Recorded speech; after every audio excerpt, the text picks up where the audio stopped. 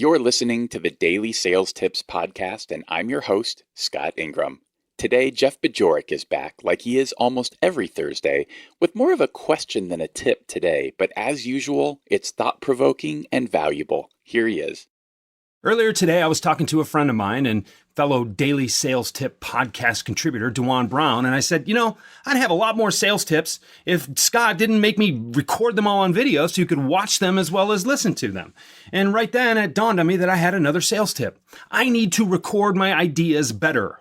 I need to have a place in a system that's a little more consistent from day to day and from place to place so that I can put those ideas somewhere where they can incubate a little bit, where I can think through them a little bit, flesh them out a little bit better so that you get a good sales tip when you listen to something and not some half-baked idea that may or may not hit the mark.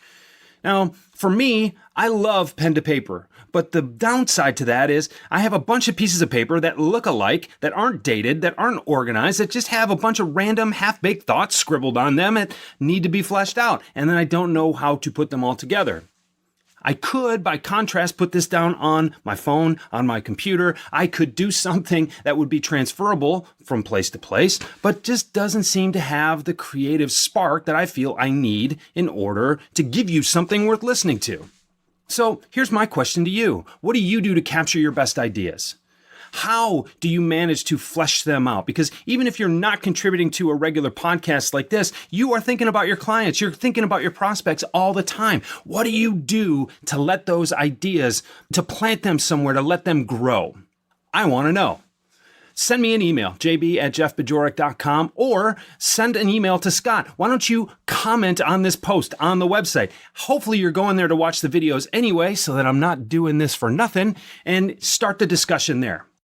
If you don't want to email Jeff and I, join the conversation in the comments section at dailysales.tips/180.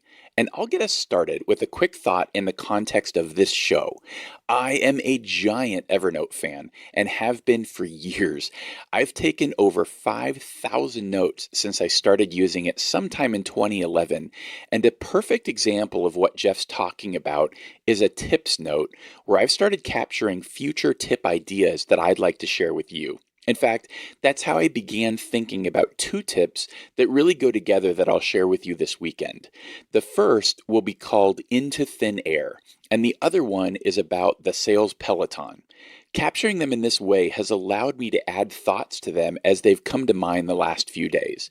I do the same thing with the agendas I have for future meetings with my clients and for one-on-ones with my boss. It's an easy way to record those ideas in a way that I know I'll see them again. You should see the note with all the ideas I've captured around the Sales Success Summit.